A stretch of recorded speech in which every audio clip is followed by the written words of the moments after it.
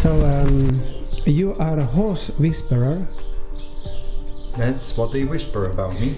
Yes, I saw a film of Robert Redford, was it long ago, and he was like taming a wild horse. Yes. Is it something what you do, or? Well, it's not quite the same, because what you see in that film is that at some point they tie a rope around the leg of the horse and they put it on the ground and they sit on it. That's not what I want to do, because what happens then is that the horse will have the experience, I'm going to die. And mentally he jumps out. So you let the horse be free? Yeah, I want the horse to be free. And I have to behave like a strong leading horse in which the horse can trust, so that the horse can choose to be with me instead of mentally killing him.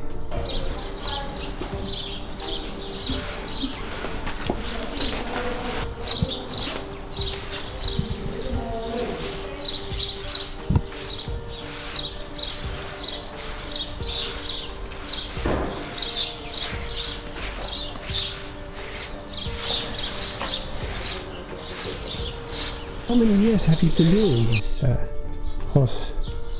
Well, I have never counted the number of years, but I think I started when I was 34, but that was in a normal riding school, and there I learned how to use the whip and spurs and the bit and a bridle, and I enjoyed it, and at some point I decided to buy a horse of my own.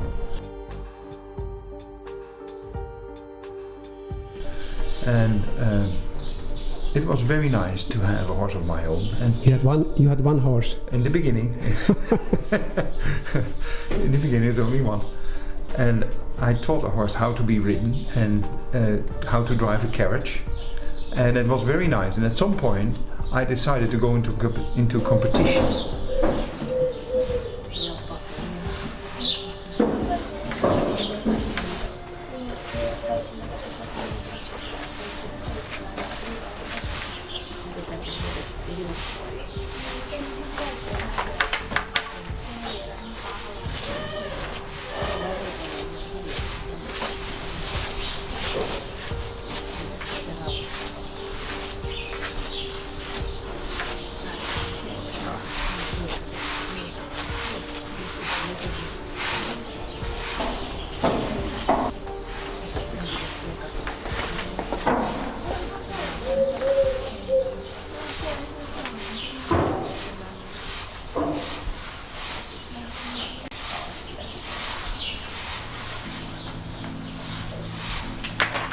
And then it went downhill. Our relationship went downhill because the performance got more and more important compared to the relationship.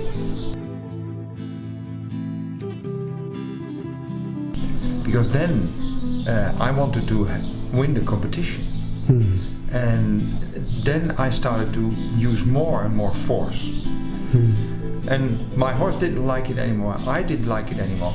And then I saw a video of Anup Henrikki, and he was riding his horse in the forest. No saddle, no bit, no bridle, no spurs, no whip. He had only his own body, and he was cantering and jumping over logs, and he could do more with his horse without this stuff that I could do with my horse with the stuff. And then I realized I'm doing something wrong. If you can do it like that, I'm completely in the wrong direction. So you learn from mistakes with the horses also? Oh, only from mistakes and by seeing examples. And I started to study, and then I found a new way to be with horses. Okay.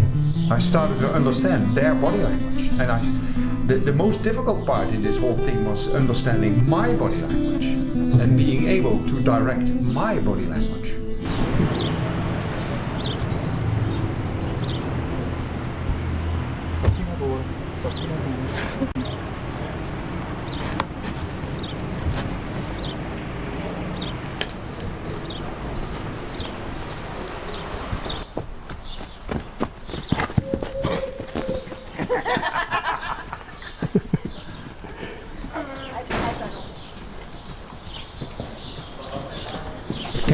I can imagine like horse is always right. Yes, the horse is always right. And if something goes wrong in the relationship between a human being and a horse, it's never the horse to blame. You always have to go back to the human being who doesn't know what to offer to the horse so that the horse feels good. Because that's the only question a horse has. How does it feel in here? If it feels okay, he wants to stay. If it doesn't feel okay, he wants to go.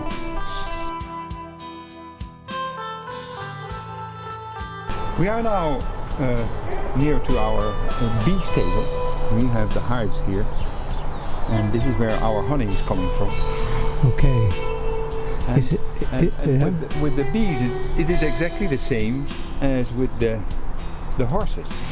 Yes. You have to know what they need to feel good, because only then you can give them what they need. Is it wise to go there because there are many bees? Well, you stay there, and I'll show you that there's no problem in going in.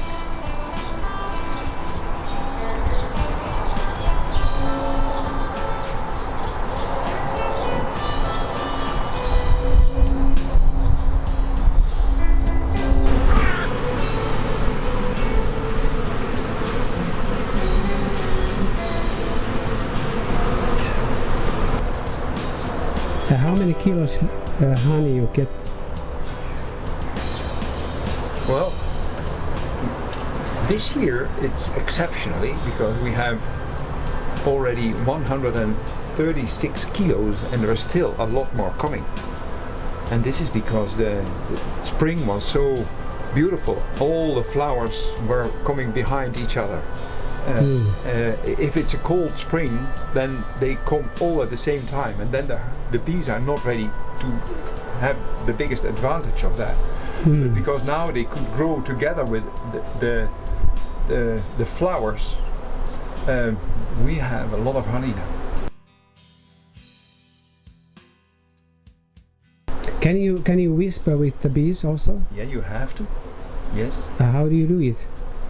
Just by looking at them, seeing how they behave, and being very calm and absolutely not afraid. And then it's quite easy to work with them. But if you panic, well, then they get not aggressive, they get defensive, because then they don't trust you anymore. And they say, now you have to go, and then they start to sting. Okay.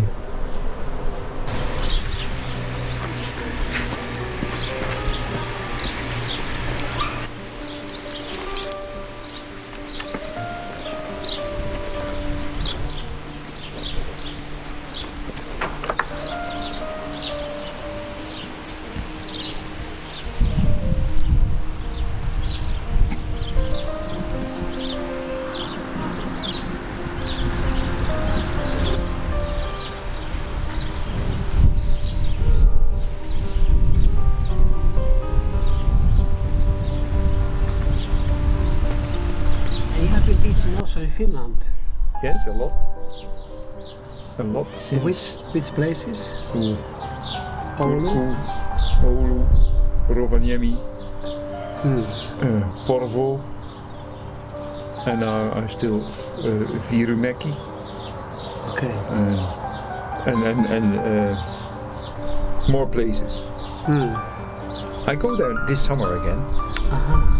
How does it feel like to work with Finnish people? I love to work with the Finns. They are shy, they are silent in the beginning, but once they understand what it is about, well, then they start to open up. So I have very many good friends in Finland. Yeah.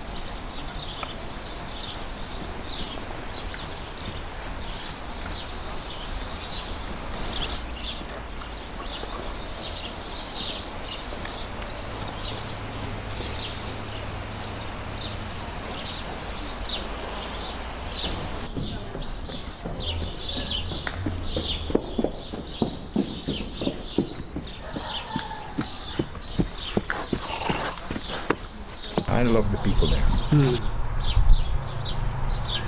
Yeah. Hey, can you talk something in Finnish? Hyvää ruokaa halua. Kiitos samoin. Okay. And the horses in Finland, how are they? The Finn horses, especially the Finn horses, that are special horses. They are strong, but very sensitive.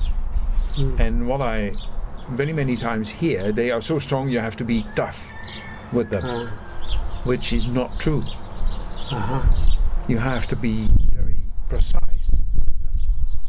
You have to understand them, and you have to speak their language, and then they are very cooperative.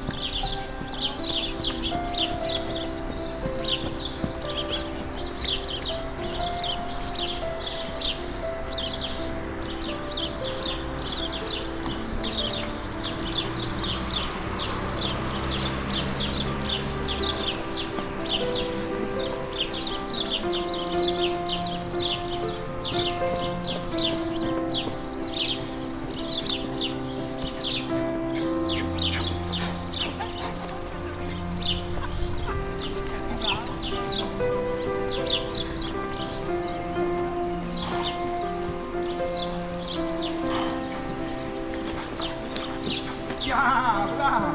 Goed gedaan, Ben. Super! Mooi!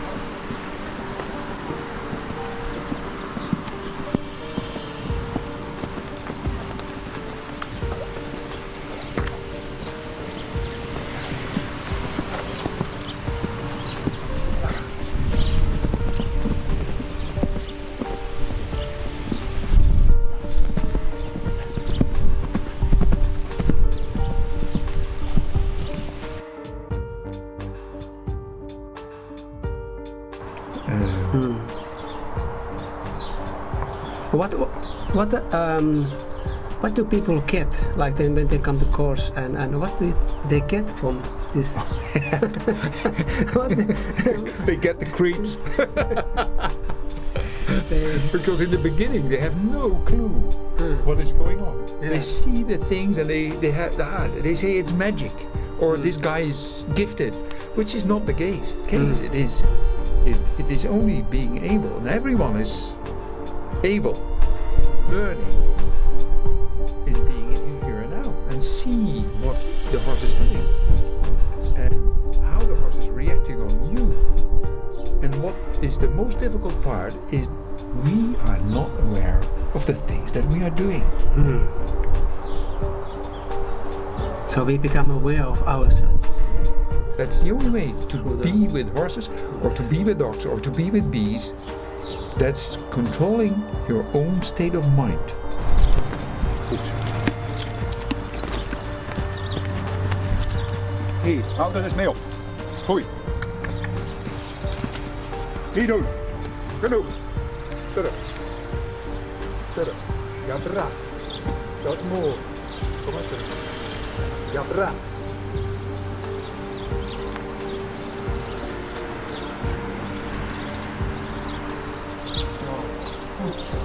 Fijn. Mooi.